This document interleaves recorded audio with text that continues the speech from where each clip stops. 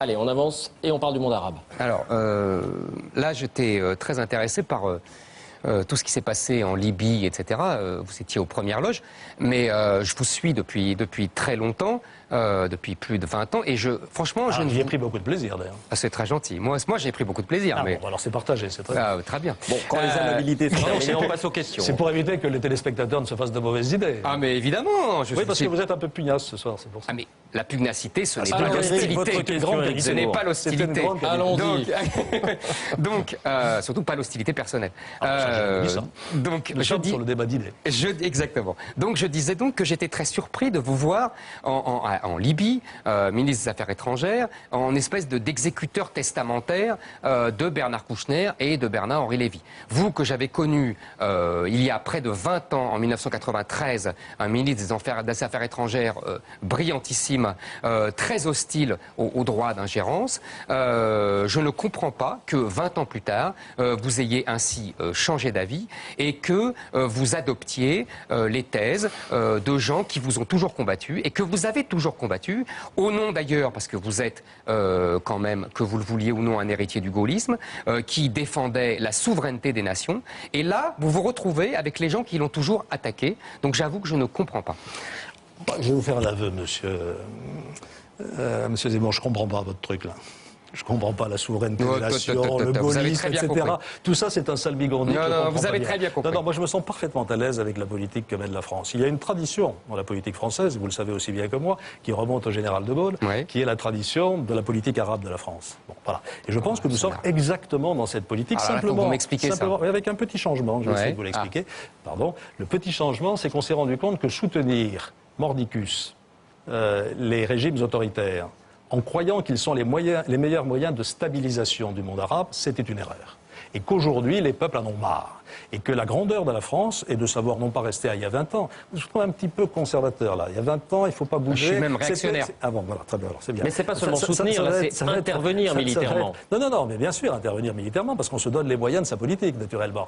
On ne s'est pas arrêté il y a 20 ans. Le monde ne s'est pas arrêté il y a 20 ans. Le monde est différent aujourd'hui. Et aujourd'hui, notre devoir, c'est de prendre en compte les aspirations du monde arabe, des peuples arabes, à la liberté et à la démocratie. Et c'est ce que nous avons essayé de faire en Libye, avec des succès. Et je suis très fier d'avoir participé à cette opération. Je me sens parfaitement à l'aise. Parce qu'on l'a fait d'abord sous les auspices du droit international. Je ne sais pas qui vous l'a dit. Vous avez des fréquentations qui ne sont pas légales. Agacé par la présence intempestive de Bernard-Henri Lévy qui a annoncé avant vous... Mais qu'est-ce que ça a à voir, M. Zemmour?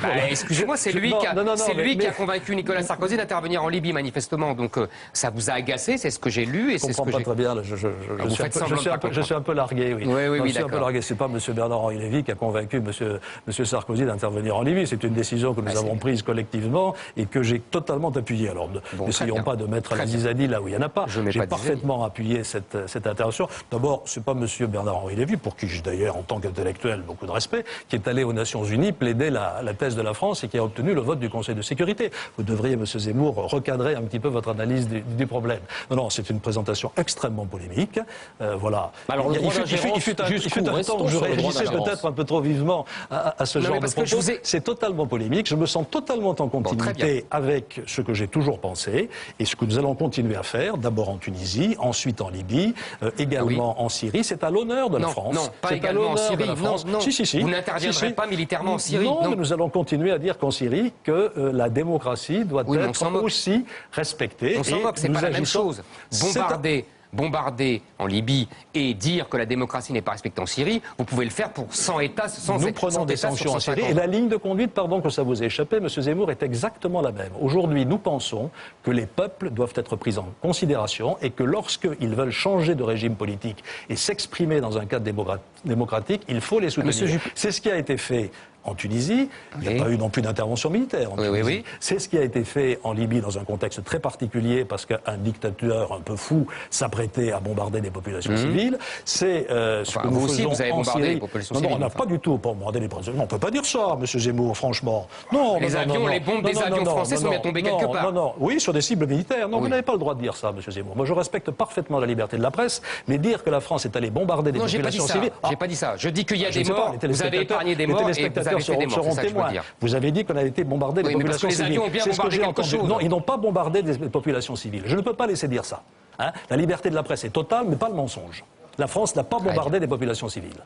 Vous vouliez parler aussi du lendemain des révolutions arabes. Je voulais simplement dire qu'il y avait une contradiction entre dire qu'on écoutait les peuples et, par exemple, ne pas bouger quand l'Arabie Saoudite réprimait à Bahreïn. Et que c'est les monarchies pétrolières qui nous ont soutenus pour nous débarrasser de Kadhafi, qui elles-mêmes font la répression. Nous n'avons pas de double langage. Nous avons condamné l'utilisation de la force à Bahreïn contre les populations et nous avons appelé les autorités bahreïniennes à respecter ces mouvements. Nous n'avons pas du tout de double langage. Simplement, les conditions d'une intervention militaire ne sont pas réunies chaque fois. En Libye, c'était absolument indispensable parce que je vous rappelle que les colonnes de Kadhafi fonçaient sur la ville de Benghazi et que Kadhafi avait annoncé qu'il y aurait un bain de sang, qu'il allait éliminer les rats. Et on n'aurait rien fait. Moi, je crois que je suis fier de ce qu'on a fait. Vous voyez. Bon, c'est vraiment l'honneur de la France. Je crois que vous vouliez parler. Je voulais parler de l'après. On va aider les Libyens à construire maintenant un nouveau régime, une nouvelle démocratie. Moi, je ne suis pas aussi pessimiste que vous sur la situation des morts. On voit bien aujourd'hui que les islamistes prennent pessimisme, monsieur Zemmour. Vous êtes dramatique sur tout. Mais il faut bien qu'il y en ait un. Votre question. Non, mais moi, je suis confiant dans l'avenir. Moi, je suis dans l'action, je ne suis pas dans la critique permanente. Éric Zemmour, je vous pose une question. Ce sera la dernière. Je voudrais vous demander. Il pose une question où il défend sa thèse. On va voir. C'est normal. C'est normal, je le respecte tout à fait. Mais laissez-moi aussi exposer la mienne. Je fais que ça. Allez-y. Ah bon? Nous partageons le temps de parole, franchement. Je voulais simplement vous dire que je me demandais maintenant quelle puissance allez-vous libérer quand on voit que après les printemps arabes, que ce soit en Tunisie d'ailleurs, en Égypte et en Libye maintenant, les islamistes prennent des positions importantes. Et vous avez eu des déclarations assez étonnantes. Vous avez expliqué qu'il fallait considérer désormais que l'islamisme et la démocratie étaient tout à fait compatibles. J'aimerais bien comprendre ça. Est-ce que vous voulez dire que... On la voit, cette déclaration, on peut la lire, j'ai un peu de mal, c'est un peu loin pour moi, mais il y a des gens attachés à l'islam et en même temps prêts à... C'est ça la vraie citation. Voilà, c'est ça la vraie citation. Et en même temps prêts à accepter les règles de base de la démocratie. Il ne faut pas déformer les propos, parce que le mot islamisme en français... Je peux parler un peu? Bien sûr, merci beaucoup. Je disais que le mot islamisme en français a une connotation qui n'a pas forcément dans d'autres langues, une connotation excessive, une connotation de fanatisme. Je préfère parler du rôle de l'islam, bien entendu. Et ce que j'ai dit, je le maintiens tout à fait. Nous devons avoir avec l'islam un vrai dialogue chaque fois que l'islam accepte un certain nombre de règles de base de la démocratie. Et nous l'avons fait, et je crois que ceci nous permet d'aller tout à fait dans la bonne direction. Il ne faut pas stigmatiser et diaboliser l'islam en tant que tel. Oui, mais je vous lis, monsieur Zemmour, aussi de temps en temps, et même très souvent, avec beaucoup d'intérêt, cette espèce de phobie de l'islam aujourd'hui est quelque chose d'extrêmement dangereux. Non, il ne faut pas confondre. Il faut pas confondre. Pardon, permettez. Je vous en prie, mais vous dites que j'ai une phobie, j'ai une phobie. Si, j'ai lu vos papiers. Pour vous, l'islam est un danger qui menace la civilisation occidentale. C'est votre opinion et votre analyse à vous qui nous intéresse. Je le pensais, c'est pour ça, mais moi je veux bien laisser M. Zemmour faire le débat. Ça me dérange absolument pas, je veux bien vous écouter. Non, mais la question simple, et que je disais simplement que considérer l'islam comme un danger en soi, ça nous amènera aux pires catastrophes. Ce qu'il ne faut pas accepter, c'est le fanatisme islamiste, c'est le refus par l'islam d'un certain nombre de règles de base qui pour nous ne sont pas négociables. Par exemple, la possibilité de l'alternance. Quand on prend le pouvoir, on doit pouvoir le perdre. Par exemple, le respect de la liberté individuelle. Et c'est ça la ligne de partage. Et selon vous, est-ce qu'il y a un risque de fanatisme dans ces pays-là? Bien sûr qu'il y a un risque. Non, mais moi, je parle pas... Si on faisait des politiques, M. Pujadas, sans risque, on vivrait dans un monde idéal. Nous avons pris des décisions qui comportent des risques, bien évidemment. Mais nous pensons que les chances sont supérieures aux risques. Et nous pensons que dans ces sociétés qui se développent, le ferment démocratique l'emportera. Et je souhaite de tout mon cœur que la Tunisie puisse devenir un vrai pays démocratique, comme demain la Libye, comme demain aussi l'Égypte. C'est un pari sur l'avenir, je le reconnais bien volontiers, mais un pari d'optimisme. Et moi, je ne veux pas voir le monde avec des lunettes noires, où tout est catastrophique, où l'islam nous menace de partout. Non, ce qui nous menace, c'est les excès de l'islamisme, ce n'est pas l'islam. Et l'islam mérite d'être respecté en tant que religion, dès lors qu'il respecte les règles de la République. C'était le mot de la fin. Évidemment. Merci Éric Zemmour.